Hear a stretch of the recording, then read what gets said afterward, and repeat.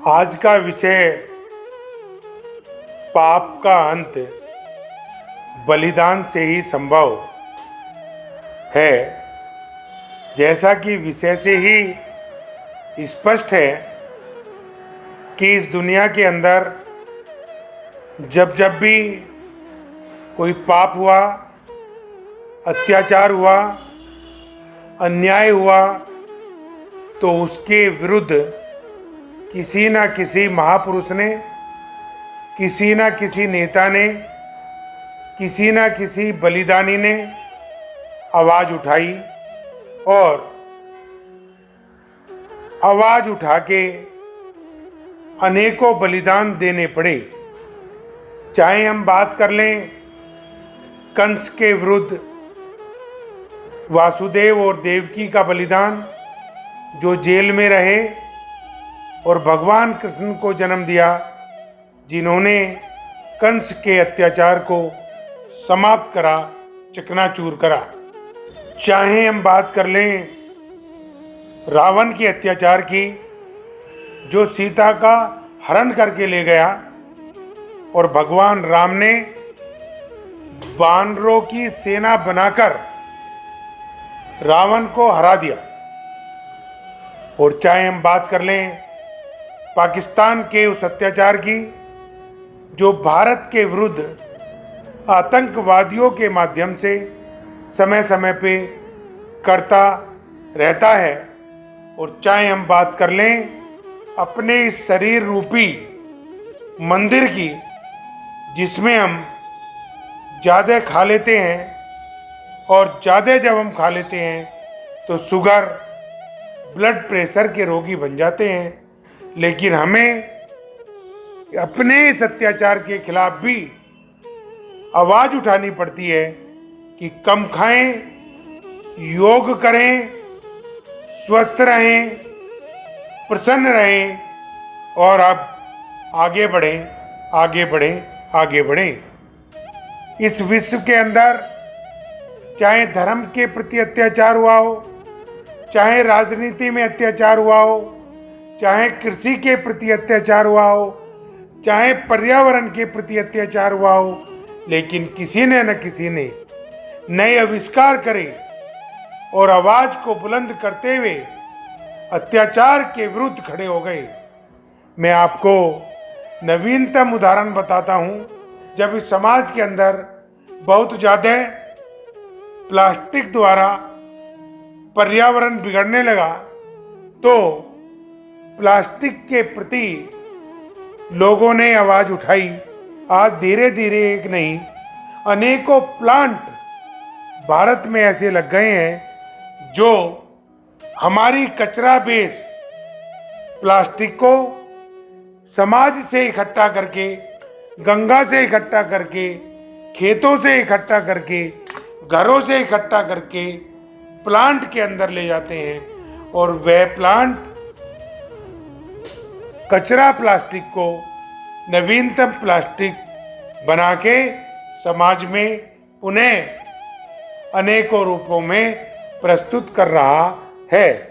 मैं कहना चाहूँगा कि यदि हमारे दिमाग में भी रिश्वत का भ्रष्टाचार बढ़ जाता है, तो वह भ्रष्टाचार भी हम यहीं से निकालते हैं, अपनी इसी सोच के माध्यम से निकालते हैं कि हम ऐसा कोई गलत काम न करें जिससे किसी का शोषण होता हो, हमारी प्रगति रुकती हो। भारत के अंदर जब जब भी कोरोना जैसे महाकाल आए, तो हमने अपनी सरकार से मिलके कुछ नए कीर्तिमान करे और भ्रष्टाचार को बेस्तानूत कर दिया। जब लाल बहादुर शास्त्री जी ने ये समझा कि यदि भारत के अंदर गेहूं नहीं मिलेगा तो भ्रष्टाचार पनप जाएगा, और उस भ्रष्टाचार के खिलाफ उन्होंने आवाज़ बुलंद करी कि अमेरिका हमारे घुटने क्या टेकेगा, हम उसके घुटने टेक देंगे। भारत के प्रति एक नागरिक को केवल एक समय का व्रत रखना है, तो जो लाल गेहूं उसने हमें दिया है खाने के लिए, वह लाल गेहूं हम उसको सहसम्मान वापस दे देंगे। और लोगों ने कहा, लाल बहादुर शास्त्री तुम आगे बढ़ो, हम तुम्हारी साथ हैं। अमेरिका क्या हम पे भ्रष्टाचार करेगा, हम उसके खिलाफ, हम एक एक हफ्ते में एक बार नहीं 2-2 बार 3-3 बार व्रत रखेंगे। और परिणाम ये हुआ कि अमेरिका को हमारे सामने घुटने टेकने पड़े, अर्थात उसको वह लाल गेहूं वापस लेना पड़ा जो हमें खिलाना चाहता था और समुद्र में फेंकना पड़ा। मैं कहना चाहूँगा, जब जब महिलाओं के प्रति अत्याचार होता है, जब जब हम प्रकृति पे अत्याचार करते हैं, तो प्रकृति अपने आप उसका मजबूत हल हमें दे देती है। जब जब शिक्षा पे हमला होता है, तो शिक्षा गुरु हमें एक नहीं अनेकों स्वरूप ऐसे दे देते हैं ताकि हम विश्व की शिक्षा प्रणाली से आगे निकल के काम कर पाएं और आगे बढ़ पाएं। मैं कह रहा था कि भ्रष्टाचार के खिलाफ हमें अपनी आवाज़ बुलंद करनी होती है, हमें त्याग तपस्या करनी होती है, हमें महान लोगों के आचरण को अपना के उनकी शरण में जाना होता है ताकि भ्रष्टाचार के खिलाफ आवाज़ बुलंद हो सके और हम मजबूताई से एक प्रतिबिंब बन के इस देश के तिरंगे की आन मान शान के साथ आगे बढ़ सकें। इन्हीं शब्दों के साथ जय हिंद, जय भारत।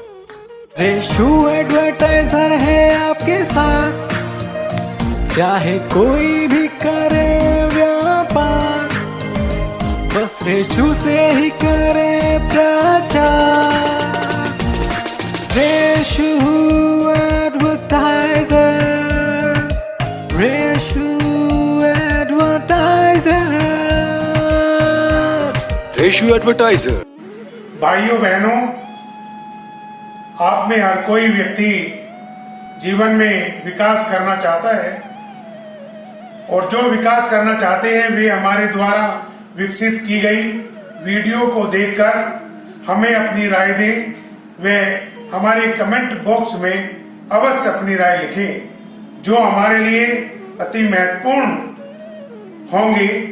हमारे YouTube चैनल को अवश्य सब्सक्राइब करें, साथ ही बेल आइकॉन पर क्लिक करें ताकि हमारे आने वाली हर वीडियो का नोटिफिकेशन की सूचना आप पर सबसे पहले पहुंचे। हमारी वीडियो को लाइक करें, शेयर करें और अपना सहयोग सदैव देते रहें ताकि आपका सहयोग इस देश को विश्व महाशक्ति बनाने में महत्वपूर्ण बन सके। आप सबको प्रणाम। जय हिंद, जय भारत।